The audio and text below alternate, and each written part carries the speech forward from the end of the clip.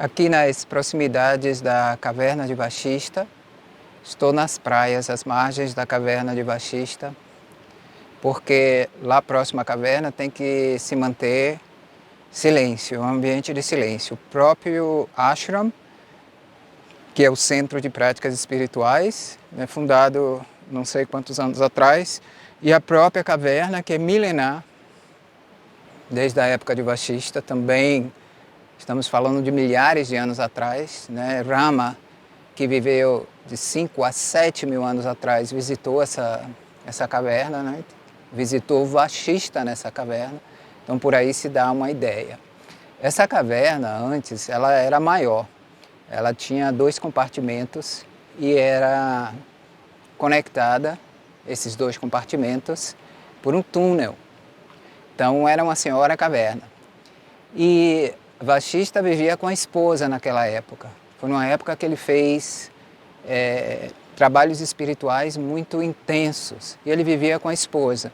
Então, para ele ter mais silêncio e a esposa também, eles tinham 2 compartimentos, né? Então tem a caverna de Vashista e a caverna da esposa de Vashista.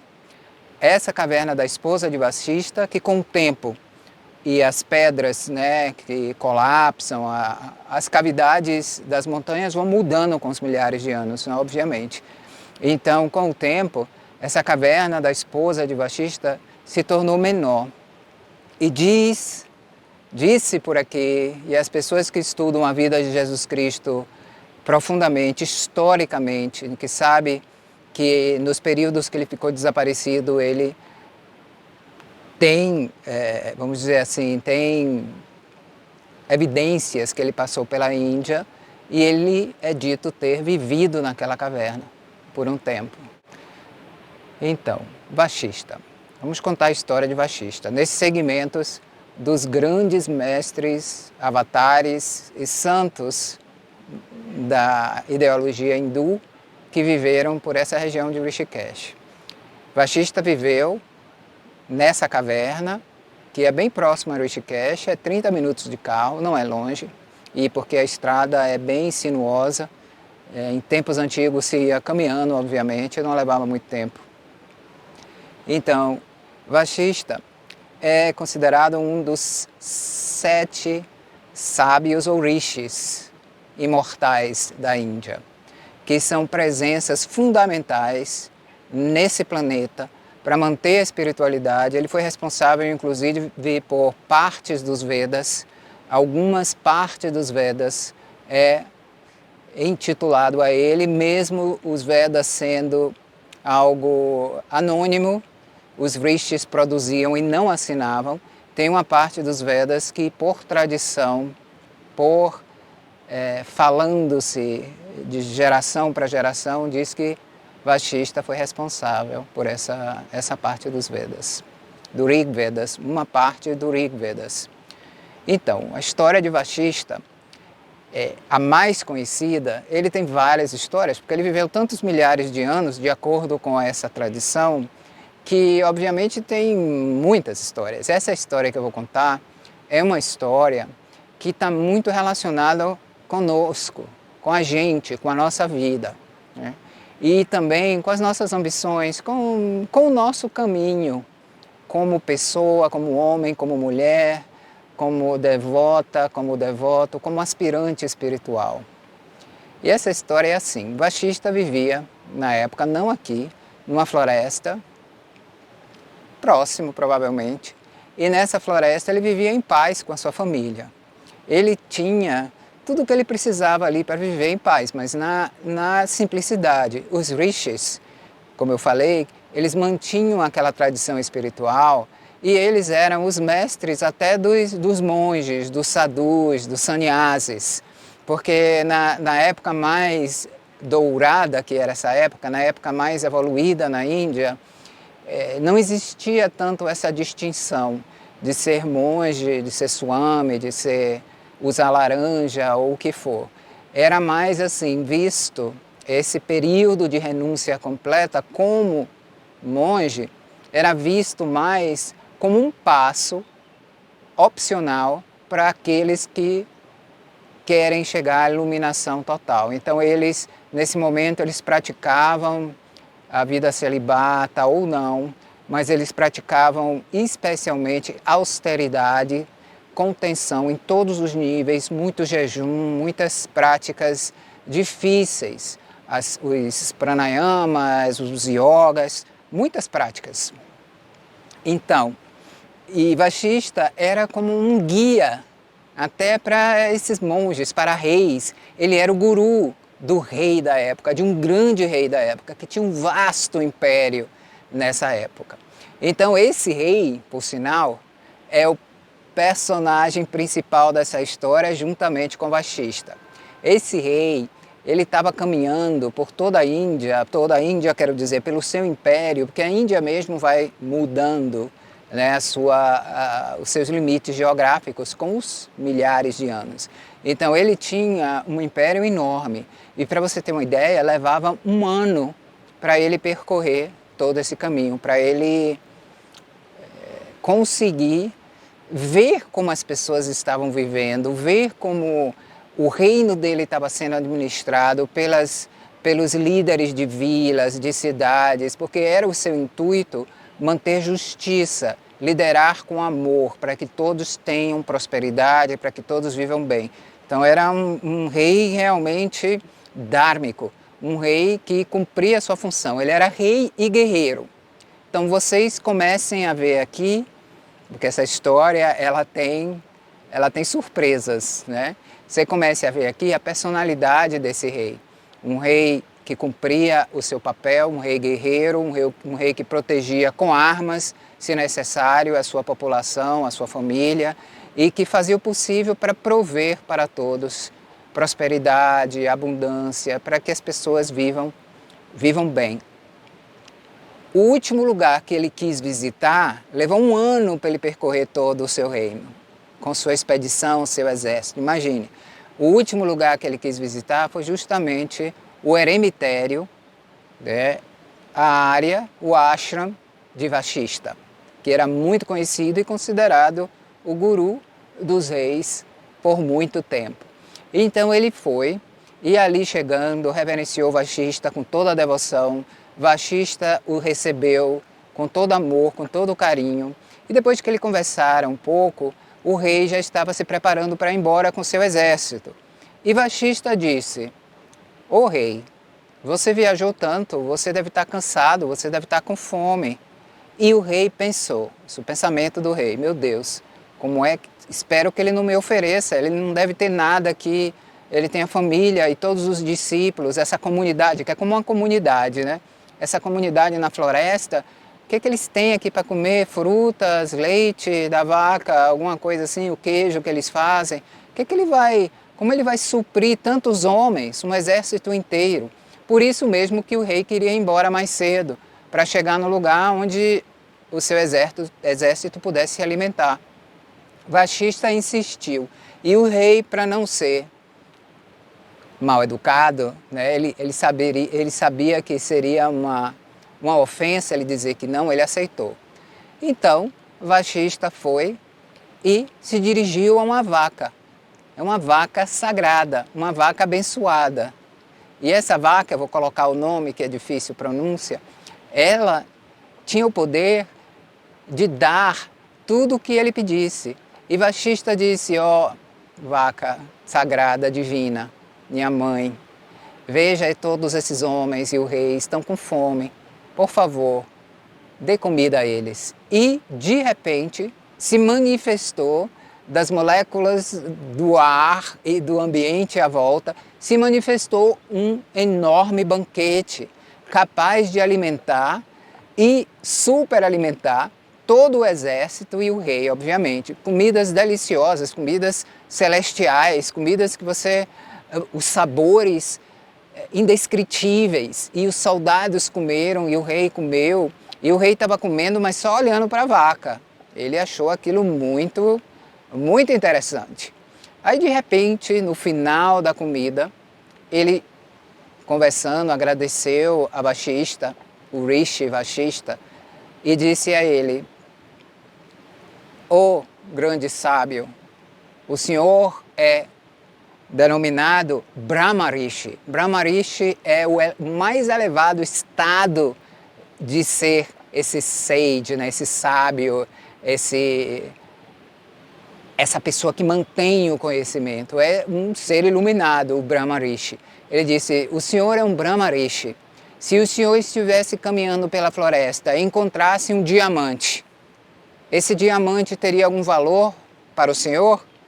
Vashishta disse, claro que não. O que é que eu vou fazer com o diamante?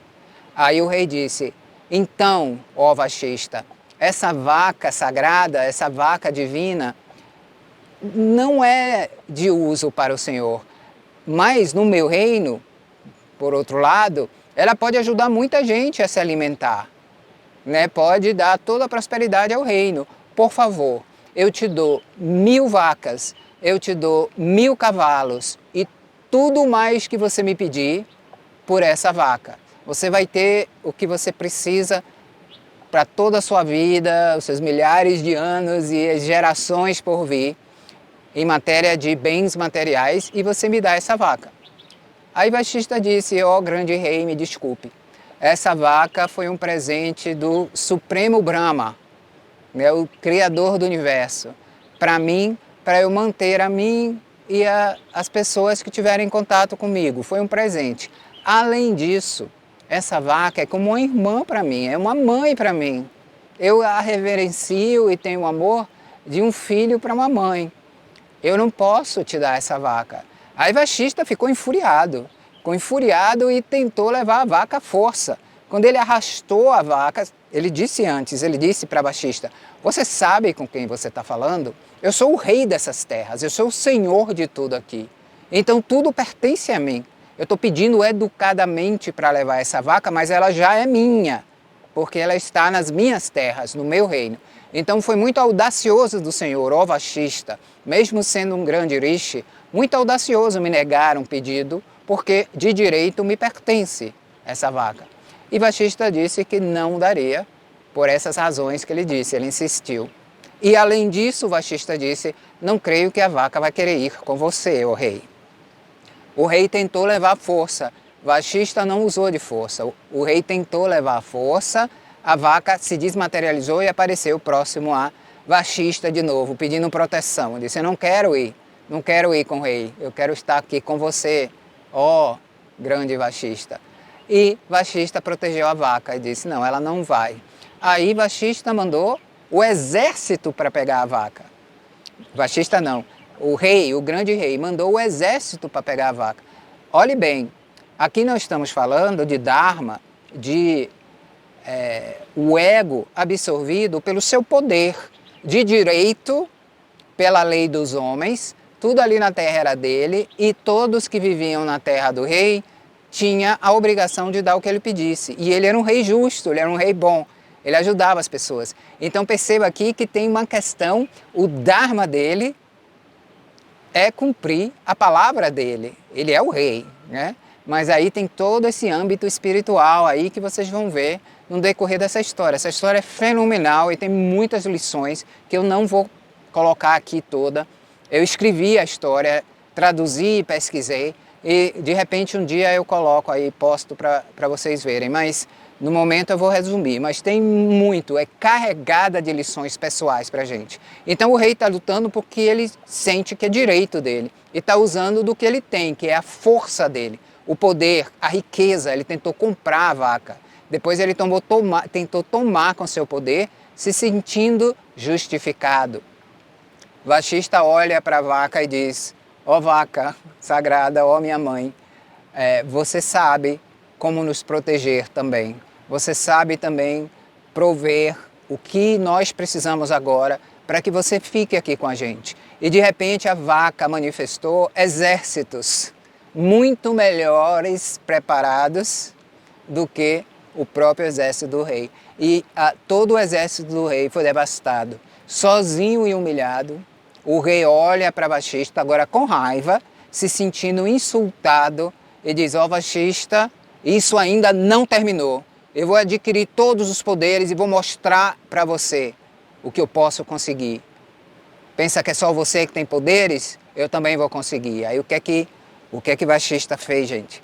Vashishta ficou lá tranquilo, não mostrou, mesmo com a raiva do rei, ele não mostrou nenhuma raiva, ele estava realmente sendo o grande rishi, o grande sábio, o grande yogi que ele é. Manteve a completa calma. E o rei naquela raiva. Agora o rei era uma pessoa de tremenda disciplina, de tremendo poder mental, físico, força, e tudo que ele queria, ele lutava até conseguir. Então o que é que ele fez? Ele largou o reino dele, largou a família e foi se dedicar a adquirir poderes. Ele começou a meditar para Shiva, Om Namah Shivaya, para quebrar todas as barreiras, para adquirir todos os poderes. E nas escrituras dizem centenas de anos, tá? Era uma era diferente. A escritura diz, passaram-se centenas de anos. Vamos trazer para um formato de tempo que a nossa mente aceite melhor, né? Na dimensão que nós vivemos, na Yuga, ou seja, na era que nós vivemos. Então, por muitos anos mesmo, ele fez essas práticas. E ele adquiriu tremendo poder e tanta devoção a Shiva, que Shiva dá o que a pessoa pede, quando a pessoa tem muita devoção. Mesmo que seja algo que vai prejudicar, ele dá, porque ele sabe que a lei do cosmos vai ensinar para aquela pessoa. Eles trabalham juntos, Shiva, Brahma e Vishnu. Aí Shiva apareceu para ele e disse, ó grande rei, me diga o que o senhor quer. E aí o rei disse, eu quero todos os poderes, todas as armas, o poder de todas as armas físicas, todas as armas celestiais, o veneno de todos os animais venenosos, de todas as serpentes, escorpiões. Eu quero o poder do fogo, eu quero o poder da água, eu quero o poder do vento. Eu quero o poder, todos os poderes da natureza, da terra, todos os poderes da natureza nas minhas mãos. E Shiva, Tatastu, Tatastu, Tatastu é que assim seja. Obviamente, ele mereceu esses poderes, porque ele trabalhou objetivando esses poderes por muitos anos. E esses poderes veio a ele. Tanto poder ele tinha, que ele usou o poder do vento para viajar pelo vento, para chegar ao eremitério de Vashishta. Chegando lá, ele disse, aqui eu estou, eu disse que não tinha acabado. E ele disse, ó rei, você voltou? E ele manifestou fogo nas mãos e queimou a maior parte do eremitério de Vashishta. E Vashishta observou em equanimidade, em calma. Ele queimou, destruiu casas, as pessoas correndo, se abrigando do fogo, indo em direção à água, e ele criou um pandemônio, uma destruição enorme. Vashishta, olhando o eremitério dele destruído, claro, ele sabia que poderia ser reconstruído, ele não estava apegado a esses bens, mas ele disse com um certo sentimento, o que o senhor fez, ó rei? Eu te dei comida, eu te ajudei, e é assim que você retorna? Você não sabe, ó rei, o grande mau karma que você acabou de criar. E aí, o rei não estava satisfeito. Manifestou o poder do fogo e jogou em Vashishta para queimá-lo, matá-lo, aniquilá-lo. Vashishta levantou o cajado, né, aquele tipo uma bengala comprida, né, o cajado dele, levantou e absorveu todo o poder do fogo no cajado dele. Aí, o rei, mais enfuriado ainda, pegou todo o poder da água, criou um tsunami em direção ao eremitério, em direção a Vashishta. E de novo ele levantou o bastão e absorveu todo aquele poder, restaurando o equilíbrio no local. Ele não protegeu, veja, ele não protegeu as coisas dele, a terra dele, as casas dos discípulos. Ele deixou o rei queimar. Mas ele estava protegendo agora o universo, porque o rei estava tão enfuriado que estava causando caos no universo. E o grande sábio estava absorvendo no bastão, no cajado dele.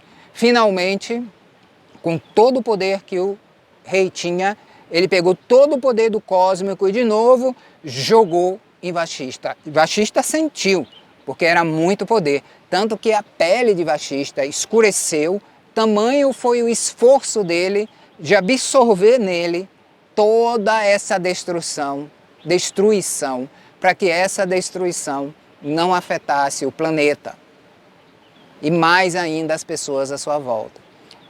Aí, nesse momento, o rei ficou devastado. Ele caiu de joelhos no chão e disse: eu pensei que eu tinha todos os poderes quando eu era rei, mas você me humilhou. Você me mostrou que eu não tinha, que eu precisaria ter poderes espirituais. Eu voltei para me vingar.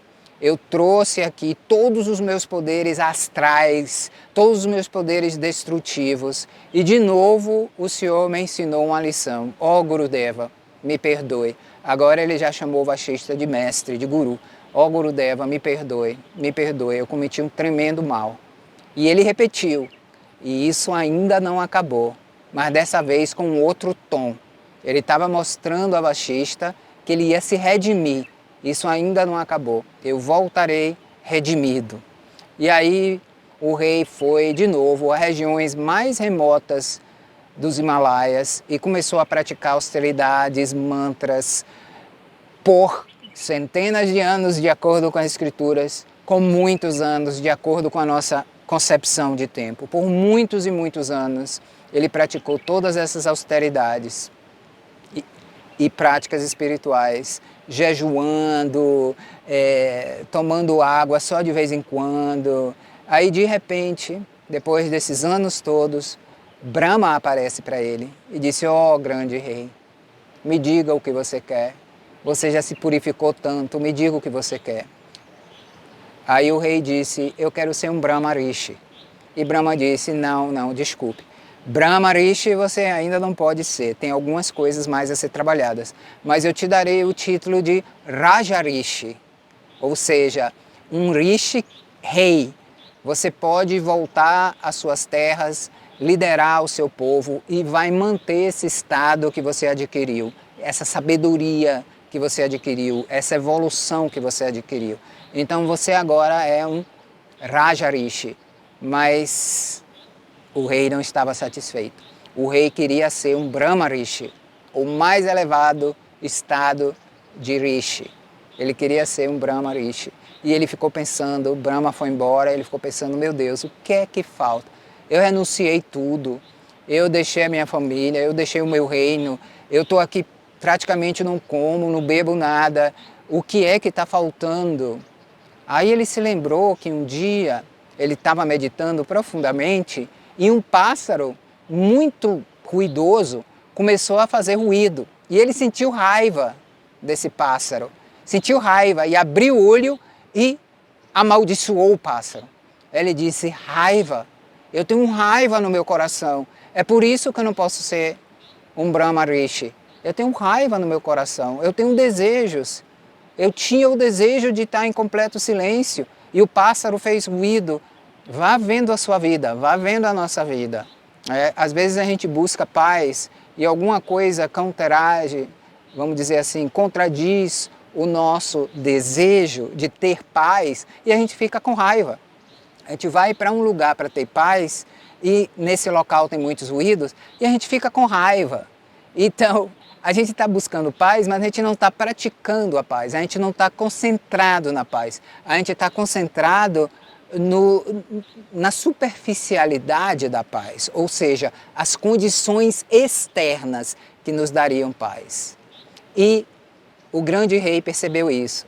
Eu estava buscando condições perfeitas, eu queria título, eu tenho o desejo de ser um Brahma Rishi. Esse desejo não foi concedido por Brahma e agora eu estou com raiva, eu estou triste, eu tenho desejos, apegos e raiva no meu coração. É isso que eu tenho que superar, eu tenho que meditar no Criador, não na criação. Eu tenho que meditar no amor supremo, não nos presentes que a divindade pode me trazer, não nos títulos que a divindade pode me trazer.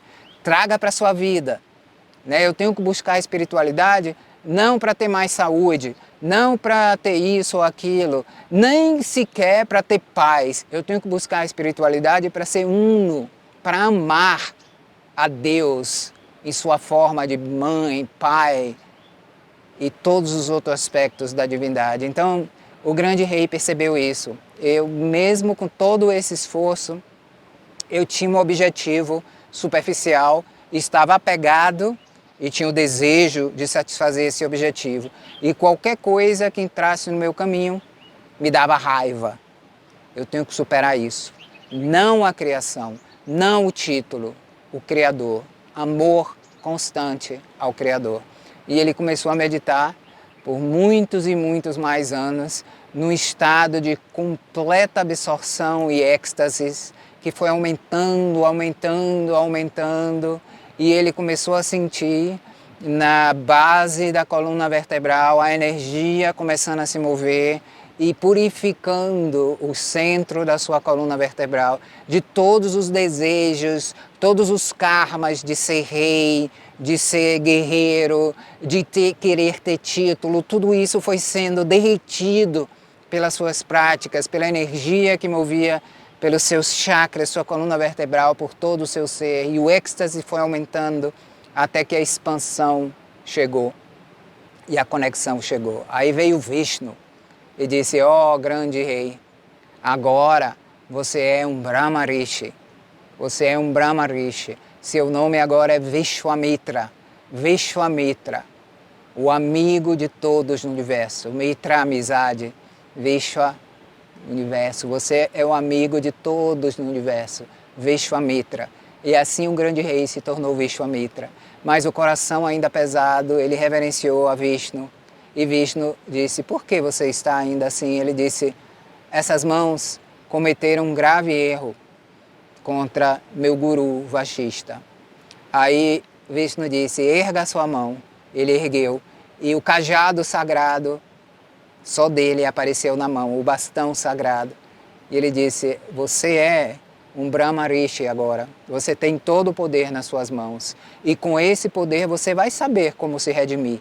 Como é que você vai conseguir purificar essa última culpa que você tem de ter causado mal a Vashishta?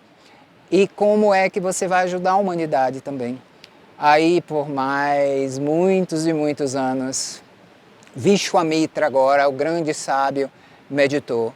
E agora ele não estava meditando mais para ele. Ele queria descobrir qual seria o segredo de libertar a humanidade do sofrimento, desse peso da culpa que ele estava sentindo, mas também do sofrimento de tantas outras pessoas. Aí ele viajou no tempo, é uma época mais difícil. Ele viajou, ele tinha esse poder. Viajou no tempo, a época chamada Kali Yuga, que é a época mais difícil da humanidade, onde a ignorância impera. Kali é a escuridão, a era da escuridão, onde a confusão impera, onde a ignorância impera, onde os valores materiais dominam as pessoas e os valores espirituais são colocados de lado. Ele foi para a pior era da humanidade e ali ele tomou uma forma humana e sentiu a dor das pessoas. E com essa dor no coração ele começou a meditar para tentar aliviar o coração, com esse intuito aliviar o coração de todas as pessoas naquela era super difícil. E aí, nesse esforço que ele estava sentindo o sofrimento das pessoas e meditando nessa purificação, ele começou a escutar um som. Aí ele prestou atenção nesse som. E esse som que era cósmico começou a tomar formas de sílabas. E ele começou a juntar as sílabas. E quando ele juntou a frase inteira, era um mantra. E nesse mantra ele começou a entoar e o coração dele foi ficando mais leve. Quando ele escutou esse mantra do cosmos, o coração dele foi ficando mais leve. Então ele disse: é esse o mantra. E eu vou nomear esse mantra Gayatri. E ele começou a cantar o mantra Gayatri e as pessoas começaram a escutar. E assim iniciou o Gayatri Mantra. Om Bhurvuvah Suvah Tatsavirturvarenyam Bhargo Devasya Dhimahi Dhiyo Yonat Prachodayate. Om Bhurvuvah Suvah Tatsavirturvarenyam Bhargo Devasya Dhimahi Diyo yo nat prachodayate. Ele saiu entoando e as pessoas foram aprendendo. E esse mantra tem sido entoado e tem o intuito de um pouco, aliviar um pouco a ilusão do mundo, para que nós possamos ver com um pouco mais de claridade. É a ilusão de Maya, é a ignorância que nos faz sentir pequenos, afastados, que obscurece a visão de quem a gente verdadeiramente é, no nosso coração e na nossa mente. É essa ilusão que causa o sofrimento. Não são as coisas externas, não são as dores, nem as pedradas, nem os insultos. Você veja que Vashishta foi ofendido tremendamente, teve todo o seu patrimônio, entre aspas, tudo que ele tinha queimado, e ele não se afeitou, porque ele não é governado por essas coisas externas. Ele é centrado no Atma divino, que ele sabe que ele é. Então essa ignorância de pensar que nós somos seres mortais, pequenos, frágeis, que qualquer coisa pode nos afetar, nos causar dano, é essa ignorância que causa sofrimento causado por quê? Pelo apego ao corpo, pelo apego às coisas. No caso de Vishwamitra, o grande rei que se tornou Vishwamitra, apego primeiro a ser o melhor rei do mundo, a ponto de querer uma vaca sagrada para suprir todas as necessidades. Mas depois disso ele queria ser o melhor yogi do mundo. Também um apego, também um desejo. E querer ser o melhor yogi do mundo causava sofrimento a ele. E não deu a ele a iluminação completa, que ele só atingiu quando renunciou até o desejo de ser o melhor yogi do mundo.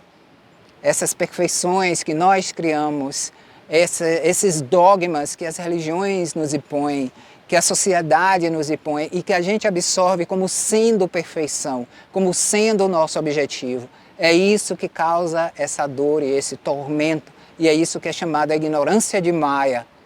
E o Gayatri Mantra, nesse momento, entrou como um antídoto para ajudar gradualmente, na medida da devoção da pessoa que canta, na medida do entendimento da pessoa que canta, na medida do desejo primeiro de superar o sofrimento e depois o desejo de superar a ideia de sofrimento ou de alegria, superar completamente a dualidade.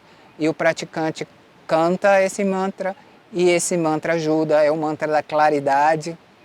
Eu vou colocar o significado dele também aí.